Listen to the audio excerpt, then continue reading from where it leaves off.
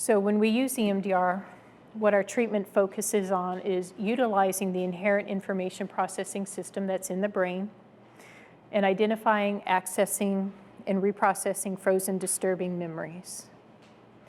And one of the things we talk a lot about in EMDR is the wisdom of the brain. And what I tell my clients a lot is that your brain knows how to heal this. We just need to give it the opportunity to do so.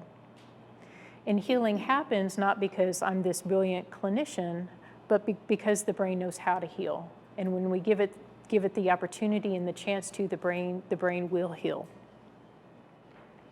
And so as a clinician, we work really hard to stay out of the way, if possible, and just let the wisdom of the brain guide the treatment.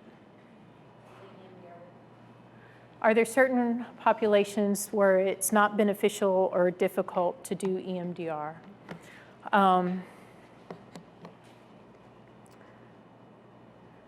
There are people who, when they come into your office, may not be ready to do EMDR at that time. You know, they may need some stabilization. They may need to build up some affect management skills before they're ready to address the trauma.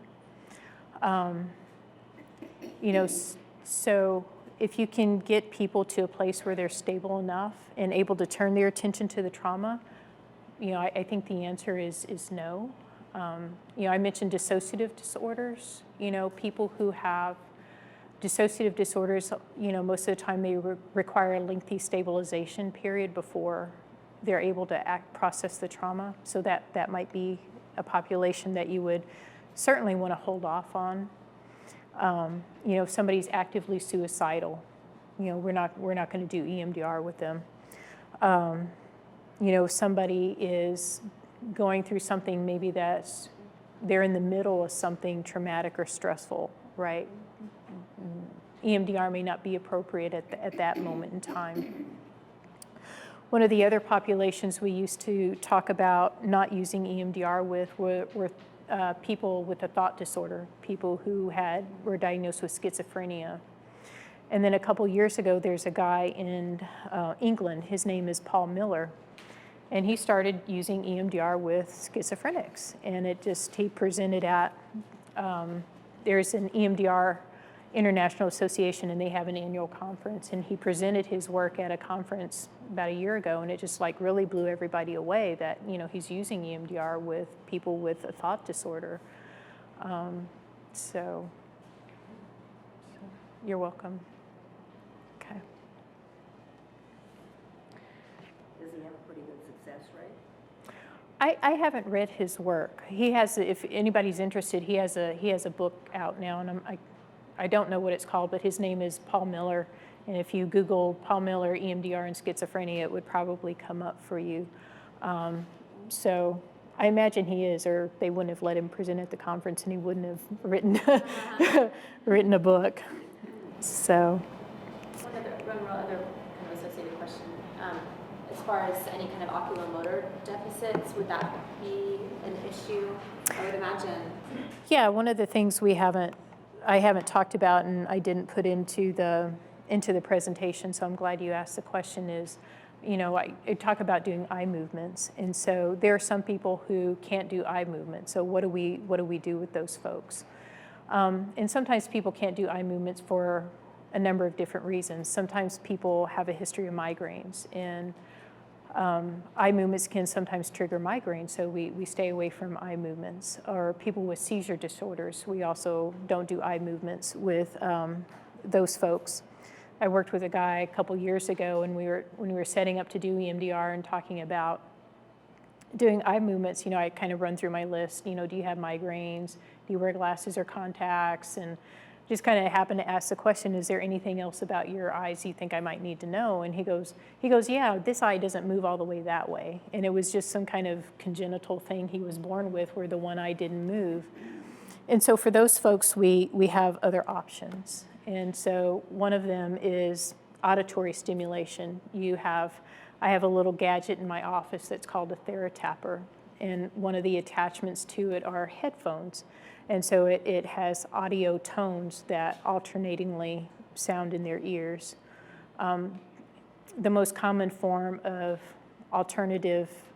the alternative to eye movements is tactile stimulation. So this little gadget that I have has these two little paddles that people hold, and they vibrate back and forth. I think you sit really close to the client. Is that kind of disturbing to people with certain disorders? It can be. So Robin was asking, sitting close to your client, is that difficult for some people based on what their diagnosis is? And yeah, so sometimes, particularly people who have experienced a lot of trauma, having somebody sit next to them can be difficult. So I used to work with a lady, and she sat as far on one end of the office, and I had to scooch as far away from her as possible. But when we do eye movements with people, we're not. Can I borrow you? We're not like this. There's a certain way that we situate our chairs, and it's more. I'm going to borrow you this time because we're more kind of off to the side. We call this ships passing in the night, so that our client is not, when they're processing, we're not in their line of sight, so that they have more of a blank screen to look for. So it's a little, we're not kind of right up in their grill, so to speak. Okay. So what needs to happen for successful reprocessing to occur? Number one, we have to have a therapeutic alliance with our clients. So for some folks, it may take, based on what their experience has been, if they have really a lot of difficulty trusting people, it may take a really long time to build up that therapeutic alliance. For other people who don't have that history, I'm able to move much more quickly with. There needs to be a sense of safety, both in the office and outside of the office. They have to have the necessary internal resources. So earlier I mentioned affect tolerance. They have to have the ability to access this disturbing emotion and not, get completely dysregulated, both in session, and we want our clients to leave, and have the ability to manage whatever might come up for them in between sessions. They have to have the ability to access the memory. And so sometimes when we're working with people, maybe it's a very early childhood memory, and so they don't have full access to it. But even if they just have a piece of the memory, and so it might be just a little visual imagery, or maybe just a body sensation, that's enough to turn on the memory network and to work with it. Same thing if any of you work with survivors of sexual violence, and you've worked with somebody who's been drugged and assaulted. They don't have to have full access to the memory. If they have, a part of the memory, that's enough to work with. And keeping exposure levels manageable. When we talk about when we do EMDR, we don't want people to relive whatever the incident is, but to remember it. I mentioned memory network. Oops, I'm doing what you told me not to do, Stephanie, is wave this thing around. So this comes from Daniel Siegel's work, and he talks about memory being associative.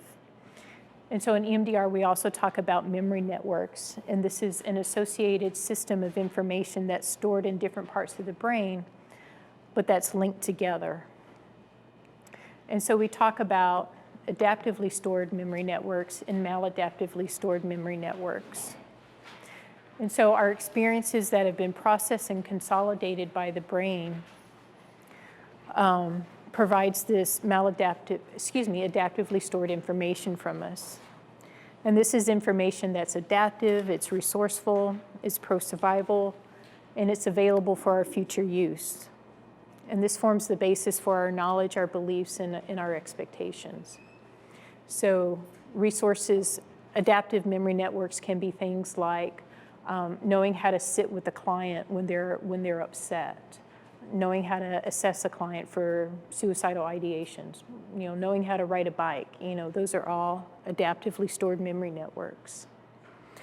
Maladaptively stored memory networks, these are the unprocessed traumatic Oh, that says distance laden, that should be disturbance. No, that does, I'm sorry. Disturbance laden experiences that are stored in their fragmented form. Okay. And in EMDR, we talk about memory networks as the primary foundation for emotional and psychological health and struggle. Okay.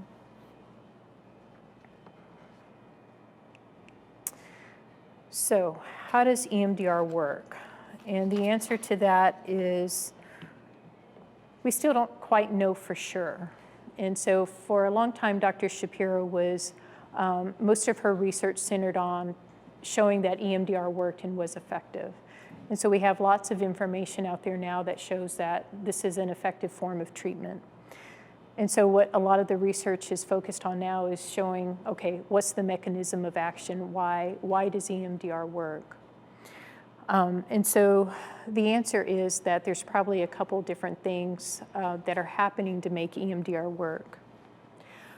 One possible explanation is that EMDR creates a brain state that's similar to REM sleep.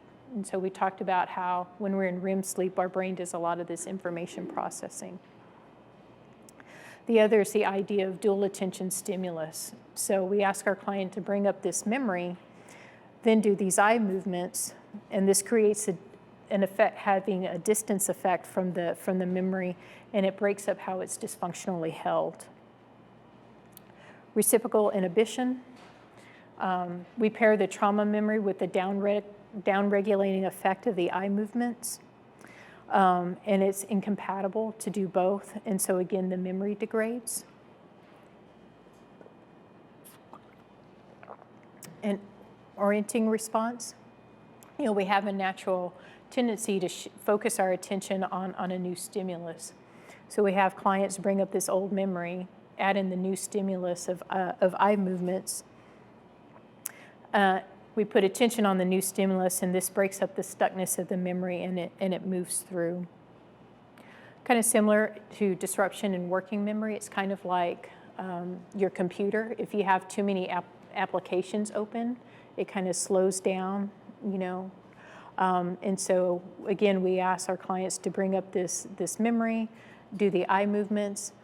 The brain can't do both. It's taking up too much space to do both, and it helps the memory degrade. I often have to tell my clients when we talk about this, you know, Alexander Fleming discovered penicillin in 1928, but we didn't figure out how it worked until 1964. So, you know, it's okay to use something that's helpful and not quite know how it works.